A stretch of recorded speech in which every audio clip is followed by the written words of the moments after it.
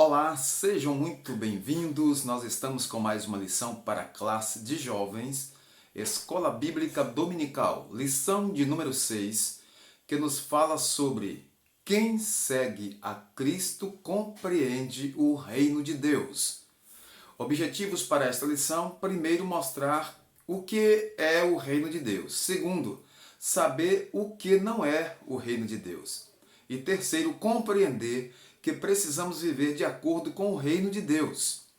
O texto principal fala em Romanos 14, 17, porque o reino de Deus não é comida nem bebida, mas justiça e paz e alegria no Espírito Santo.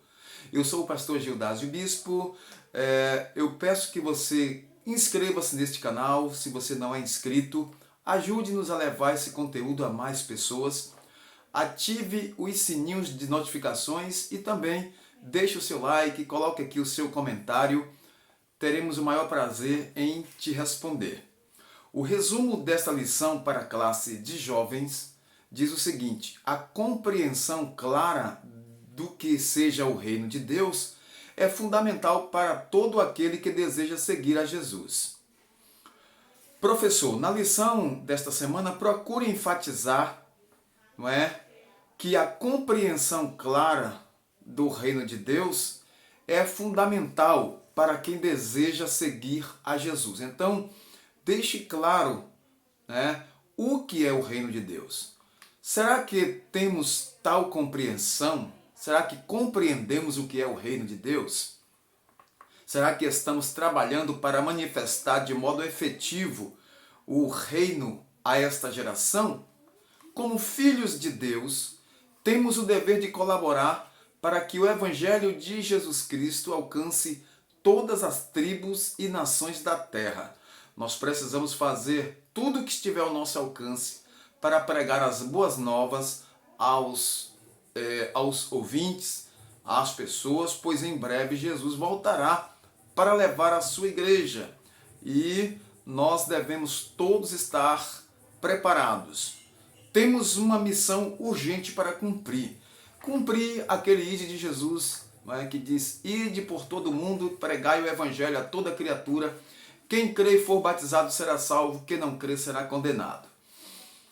Deixamos aqui uma orientação para os nossos professores, uma orientação pedagógica. Você pode escrever no quadro as palavras Reino de Deus. Coloque aí na lousa, no quadro ou no data show. Reino de Deus. Pergunte aos alunos o que vem à mente deles quando ouvem estas palavras, Reino de Deus. Ouça os alunos com atenção, querido professor, e em seguida explique que os fariseus perguntaram a Jesus quando o reino de Deus viria, não sabendo que já havia chegado. O reino de Deus não é como um reino terrestre, geográfico e politicamente limitado. Começa com o trabalho do Espírito de Deus na vida e nos relacionamentos das pessoas. Assim, devemos evitar olhar para instituições ou para programas em busca de evidências do progresso do reino de Deus. Devemos procurar conhecer o que Deus está trazendo no coração das pessoas. O texto bíblico, Lucas 17, 20 a 25, é um texto pequeno, nós podemos ler. Pegue a sua Bíblia, você que está aí acompanhando o nosso vídeo, nossa pré-aula. Diz o seguinte: e interrogado pelos fariseus sobre quando havia de vir o reino de Deus, respondeu-lhes e disse: o reino de Deus não vem com aparência exterior, nem dirão ei-lo aqui ou ei-lo ali, porque eis que o reino de Deus está entre vós. E disse aos discípulos: dias virão em que desejareis ver um dos dias do Filho do Homem, e não o vereis. E dir-vos-ão, ei-lo aqui, ou ei-lo ali, não vades, nem os sigais. Porque como o relâmpago ilumina desde uma extremidade inferior do céu até a outra extremidade, assim será também o Filho do Homem no seu dia.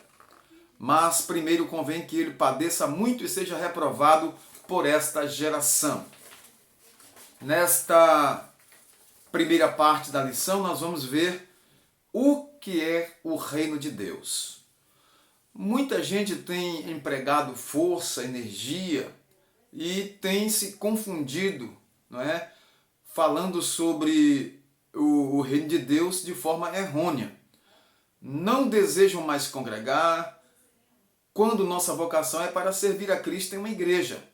Por isso que nós chamamos desigrejados aquelas pessoas que não congregam mais, não têm nenhuma igreja. Dizem-se cristãos afastados, mas não congregam em nenhuma igreja. São os desigrejados. Vamos refletir nesta lição a respeito do reino de Deus, suas características, a importância em nossas vidas e como membros do corpo de Cristo, qual é a nossa visão. Então, o que é o reino de Deus? O reino de Deus é uma experiência simples, segundo está escrito em 1 Coríntios 2 e 4, né? E também muito descomplicada, Mateus 10, 16. Eu vou falando aí as referências, você vai anotando e vai lendo, tá bom? Porque o tempo aqui não dá para nós lermos todas as referências. O reino de Deus é de forma simples, é franqueado a todos os filhos de Adão, aqueles que querem usufruir em Cristo Jesus deste reino glorioso. Nas palavras do próprio Mestre, o ingresso no reino está disponível a todos, segundo está escrito em João 7, 37 a 39. Jesus sempre fez da transmissão do Evangelho uma experiência acessível a todos. O Evangelho é para todo aquele que crê, segundo escreveu Paulo aos Romanos, porque o Evangelho de Deus é o poder de Deus, né? O Evangelho é o poder de Deus para todo aquele que nele crê. Louvado seja o nome do Senhor. Então, desde o mais erudito religioso até o mais iletrado pecador, pois os pressupostos para seguir a Jesus não são habilidades cognitivas, mas humildade. Humildade. Vemos então que o reino de Deus já está entre nós através de Cristo Jesus. Nós já somos servos de Deus e súditos deste reino. Então, é importante pensar, o reino de Deus é dos humildes. É importante observar que venhamos a desejar somente o reino. Professor, inicie esse tópico, né, aqui na primeira parte, que diz o que é o reino de Deus, fazendo a seguinte pergunta para os seus alunos aí na sua classe. O que é o reino de Deus? Incentive a participação e ouça alguns alunos com atenção. Explique que o reino de Deus, dentre outras definições, é um conjunto de todas as bênçãos e promessas, além das alianças que o Todo-Poderoso, de conformidade com os seus conselhos, destinou aos que recebem a Cristo Jesus como Senhor e Salvador. O reino de Deus não é apenas um lugar, é um estado de imensurável bem-aventurança, ou imensuráveis bem-aventuranças. O reino de Deus não pode ser limitado nem pelo espaço, nem pelo tempo. É o plano de Deus em ação, operando em favor dos que hão de herdar a vida eterna. Está escrito, todas as coisas contribuem para o bem daqueles que amam a Deus e daqueles que são chamados por seu decreto. O reino de Deus é também para você que quer desfrutar dessas bênçãos do Senhor. Receba Jesus como seu Salvador. Nós temos mais vídeos aqui, você pode ir na nossa playlist, nós temos várias playlists de aulas para jovens, adultos e também meditações, né, na Palavra de Deus. Então você, jovem, vá lá em nossas playlists e observe vídeos que estão de acordo com este assunto aqui, o reino de Deus. Vá lá, busque aí nossas playlists e veja vídeos de aulas, pré-aulas, meditações, reflexões na Palavra de Deus com relação também a este mesmo assunto, que um assunto vai interligando a outro assunto dependendo do contexto que estamos estudando, não é? Então você vai enriquecendo aí o seu conhecimento bíblico. A segunda parte fala que o reino de Deus não é isso aqui. O que não é o reino de Deus? Não confunda o reino de Deus com suas opiniões pessoais. Temos esse perigo, né, de confundir o reino de Deus com as nossas opiniões pessoais. Vivemos um tempo difícil, numa época em que muitos expressam seus entendimentos e acham que isso é o correto. O reino de Deus é o que ele entende. Assim como nos dias atuais, o apóstolo Paulo enfrentou um conflito entre grupos intolerantes em Roma, na sua época. Nos capítulos 14 e 15 de Romanos, somos apresentados a um enorme alvoroço que se originou entre aqueles irmãos.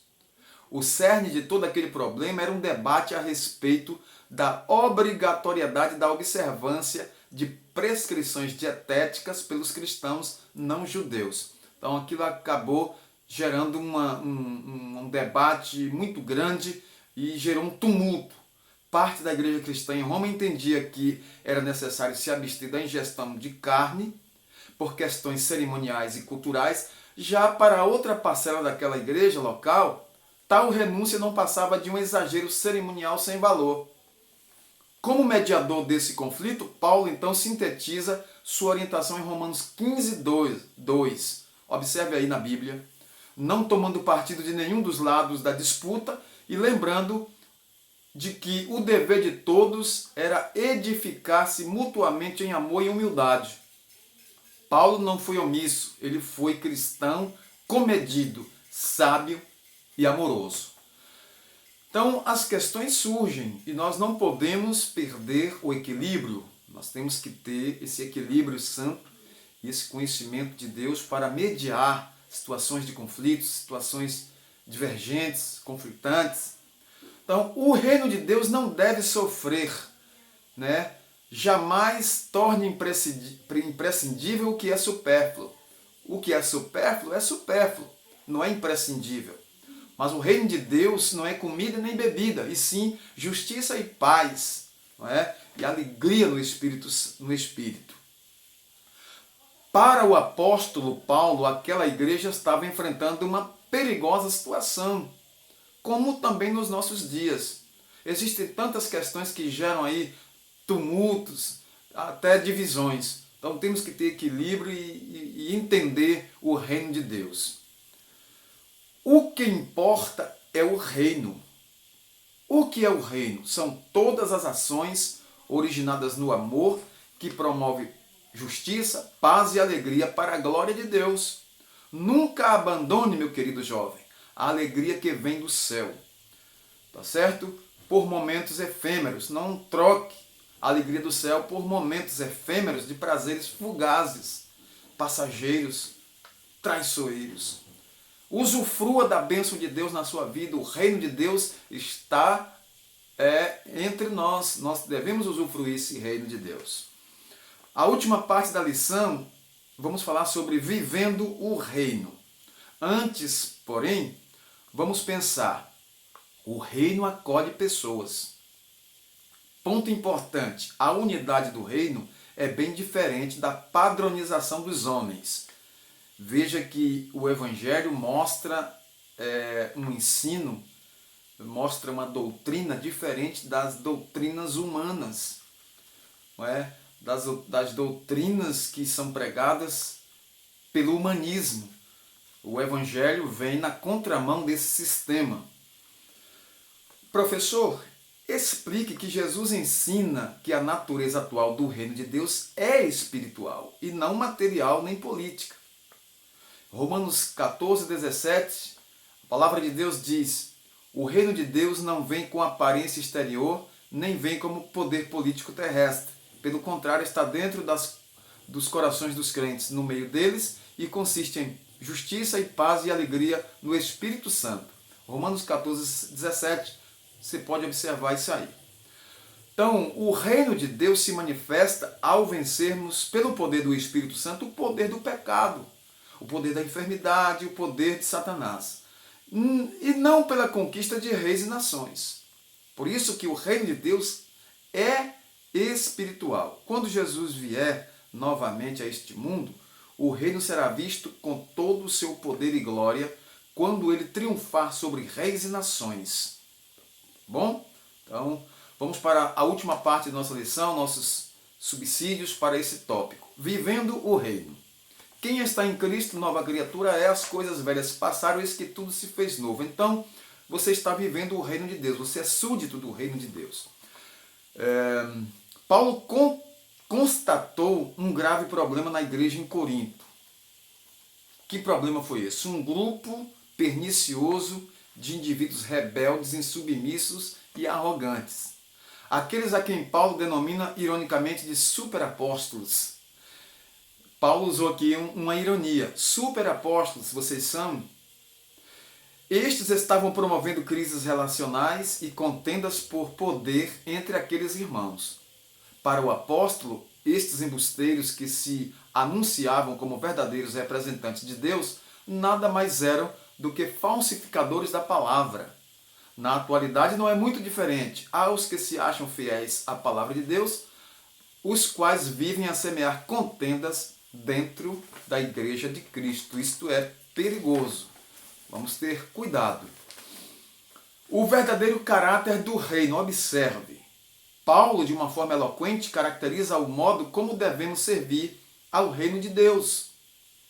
Nossos juízos acerca dos outros devem ser carregados de misericórdia de Cristo. Caso contrário, não passam de acusações injustas, covardes e injustas contra os filhos de Deus. Então, vamos ter que ter muito cuidado, porque o caráter do reino de Deus é um caráter de misericórdia, um caráter que traz a busca e a reconciliação do pecador, integrando ele ao reino eterno do Senhor. O poder do reino. Por fim, mas não menos importante, Paulo denuncia o caráter meramente retórico dos discursos daqueles crentes que estavam inchados. Estais inchados.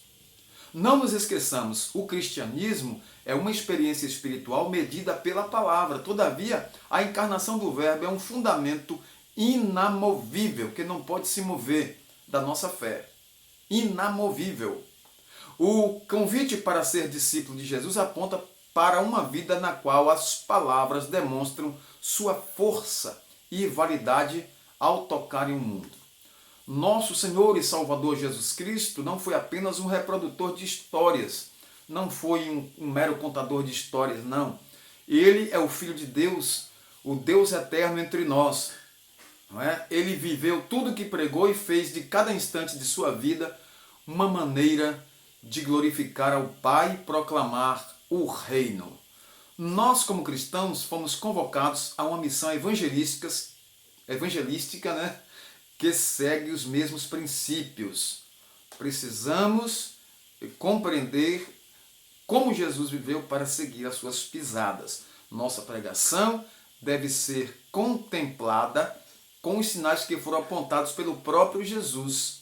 Mateus 16, 15 a 18. Esses sinais seguirão os que crerem. As palavras que portamos têm poder para mudar a realidade, para mudar o mundo agora, o mundo aqui, o mundo nesse instante. Então, a palavra de Deus ela tem poder. Professor, Jesus é interrogado pelos fariseus sobre quando havia de vir o reino de Deus. Os fariseus ouviram e sentiram as repreensões afiadas de Jesus. Ouviram seus ensinos e perceberam as muitas indicações de que ele era o Messias. E também viram as manifestações do seu poder miraculoso. Mas Cristo não cumpriu as expectativas que eles alimentavam em relação ao Messias. E esta era para eles a prova positiva de que não seria ele, Jesus, o Messias prometido. Eles erraram, foram cegos. Por isso que Jesus chamou de fariseu cego, limpa o interior do prato. Observe, como servo de Deus, nosso dever é colaborar para a manifestação do reino de Deus na sua plenitude entre os homens, entre as pessoas. Não cabe a nós fazer julgamentos, julgar, condenar, mas integrar as pessoas, ganhar as pessoas para Jesus. Não podemos nos esquecer de que as palavras que portamos têm poder para mudar essa realidade. nós podemos fazer a diferença nesse mundo tenebroso. Que Deus em Cristo te abençoe, abençoe a sua vida.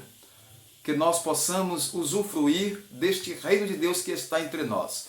Jovem, você é um instrumento de Deus. Você está nas mãos do Senhor. Deus quer fazer de você um instrumento de bênção para esta geração.